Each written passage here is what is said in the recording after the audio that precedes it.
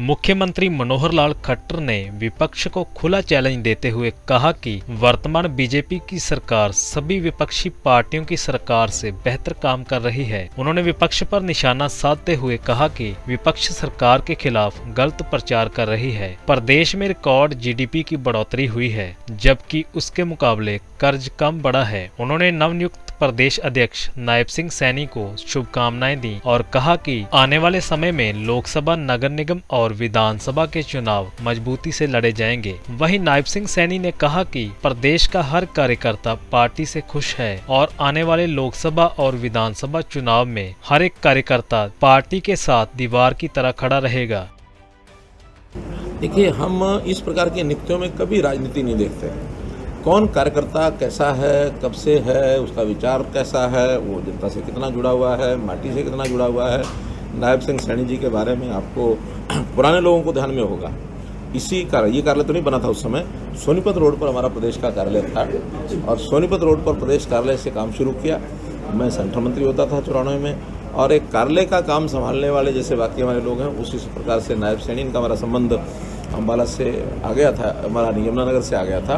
तो उस समय फिर इन्होंने पढ़ाई समाप्त की। इन्होंने कहा मैं पार्टी के लिए काम करने के लिए तैयार हूँ, और लगातार 8 साल तक एक पूर्णकालिक की तरह 2003 तक इन्होंने भी काम हमारे साथ मिलकर के किया।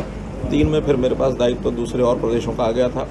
इनका अपना घर परिवार का मामला और सारा बिजनेस शुरू किया।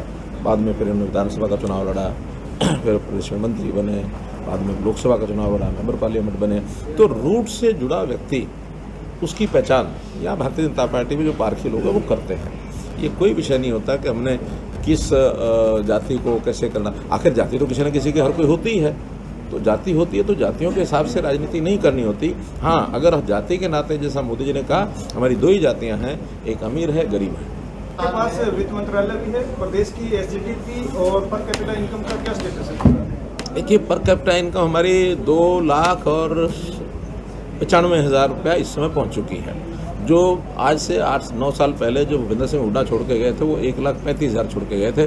डबल से भी ज़्यादा हमारी पर कैपिटा इनकम है। और जहाँ तक आपने बोला जीएसटी, जीडीपी लगभग 13 लाख करोड़ रुपया इस बार की आंकी गई है, क्योंकि आंकलन होते हैं और उस आंकलन में भी केंद्र की सरकार के एजेंसीज, हमारी एजेंसीज कई मिलकर के काम करती हैं, इंडिपेंडेंट एजेंसी भी काम करती हैं। ये कोई ऐसा आंकड़ा तो नहीं होता जो बिल्कुल एकदम नापतोल होता है।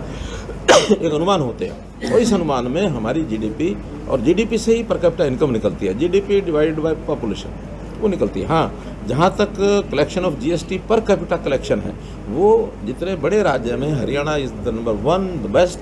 सबसे ज़्यादा हरियाणा की जीएसटी कलेक्शन है, जिसके कारण से हमारे प्रदेश की आर्थिक स्थिति अच्छी है। हम हर एक काम को, विकास के काम हों अथवा अन्य जो लोगों को कुछ उनके जीवन स्तर को ऊंचा उठाने के लिए योजनाएं बनानी, उसमें सब में हम बहुत कंफर्टेबल हैं। हमारा जो एफआरबीएम की रेशो होती है, विद इन दैट रेशो हमारी जो ऋण है, डेट है, वो होता है। और ये जो बाकी चर्चा है विपक्ष के लोग चलाते हैं, मेरा खुला चैलेंज है उनके साथ। हमारी स्थिति उन सबसे बेहतर है पिछले सरकारों से, और आसपास की जो प्रदेश सरकारों की आज की स्थिति है उससे भी बेहतर है। हरियाणा दिवस पर मैं आपके माध्यम से पूरी हरियाणा की जनता को बहुत बहुत बधाई देता हूँ, शुभकामना देता हूँ। ये 2023 1966 में बना था, तो कुल मिला के 34 और 23 67 वर्ष हो गए हरियाणा को बने हुए। तो इस 67वें हरियाणा दिवस के अवसर, इसकी पूर्व संध्या पर आपके माध्यम से हरियाणा की जनता को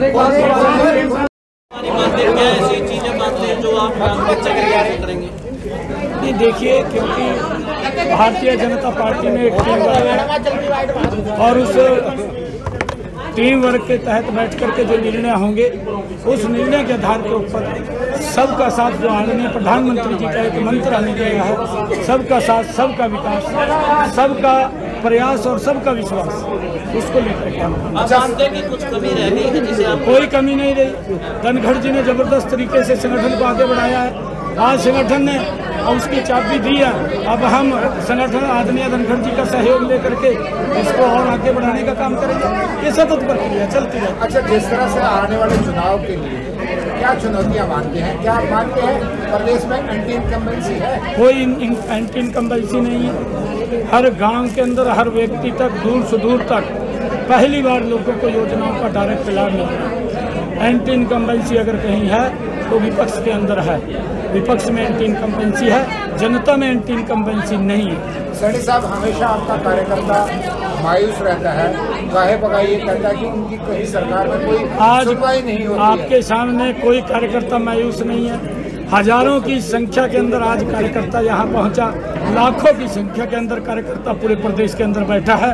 हर कार्यकर्ता के अंदर बड़ा उत्साह है और 2024 के अंदर पूरा कार्यकर्ता एकजुट होकर के, एक मुश्त होकर के कांग्रेस के दुष्प्रचार के प्रति दीवार बनकर के खड़ा होकर के नरेंद्र मोदी जी को 10 की 10 लोकसभा की सीटें, हरियाणा में डबल इंजन की सरकार बनाने का काम करें।